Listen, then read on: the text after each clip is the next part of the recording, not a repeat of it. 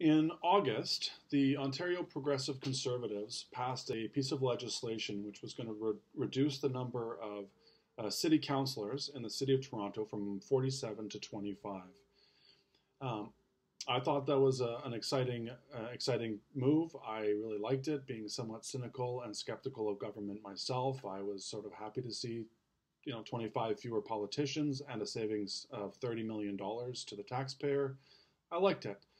Unfortunately, a few weeks later, on September 10th, an Ontario court set aside that piece of legislation, ostensibly restoring the number of city councillors to 47, just with the drop of his pen, and that it stayed that way for a couple days until Premier Doug Ford came out and made an announcement that he was going to pass the legislation again, this time with the notwithstanding clause, and make sure it goes through, notwithstanding any charter violation contained in the legislation.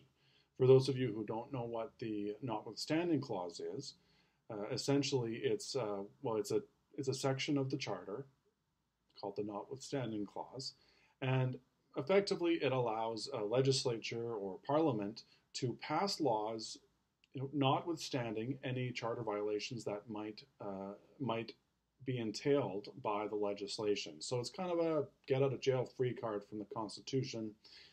There's some interesting historical reasons why that was included. It was sort of necessary politically to get the charter passed by Trudeau Sr.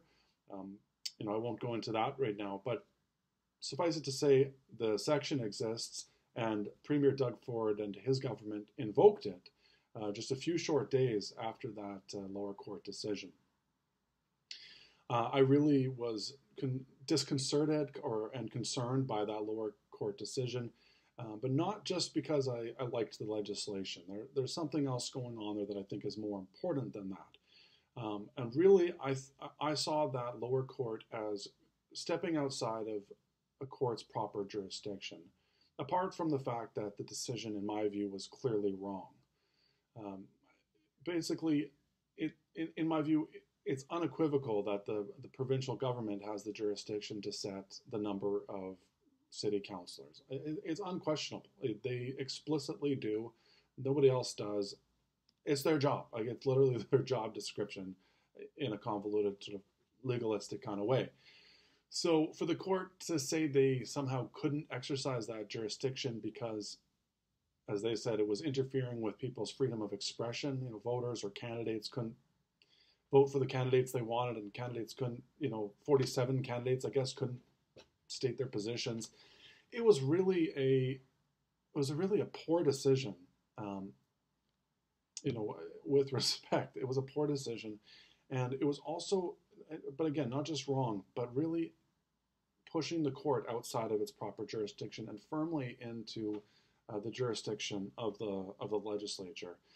And I tie this to a few other court decisions that I've seen, recently. The federal court decision over Trans Mountain, I thought was similarly skirting that line. Not as badly, but I thought, it really was entering into the legislature or rather Parliament's jurisdiction with its decision as well. So this is sort of a trend I've been seeing in the courts that really concerns me. And it gets, of course, most concerning when I see it at the Supreme Court of Canada, where there's no further recourse to appeal and, of course, no recourse to elections. So that concerned me about the lower level decision. And I was really happy to see today, September 19th, that the Superior Court in Ontario stayed that lower court's decision.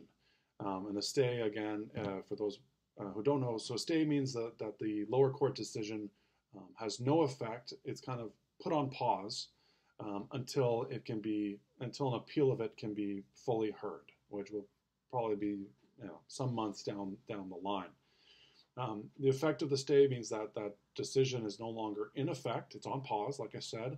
So the legislation that was previously set aside comes back into force, meaning the number of city councillors goes from 47 back down again to 25.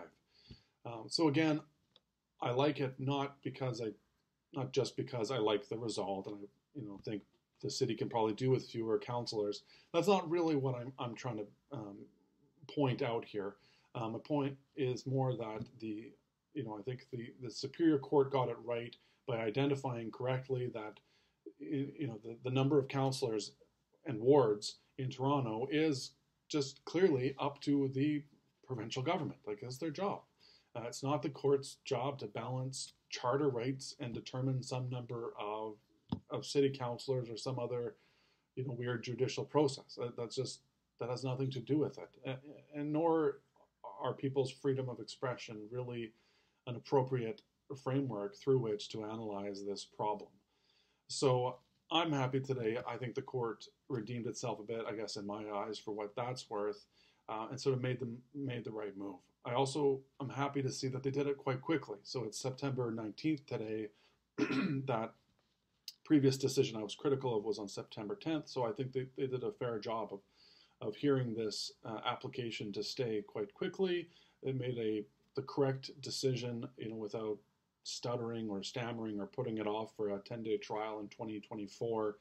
They made the right decision. They made it timely in a way so that the provincial government could continue to exercise its lawful jurisdiction. And that, I think, is cool. Thanks.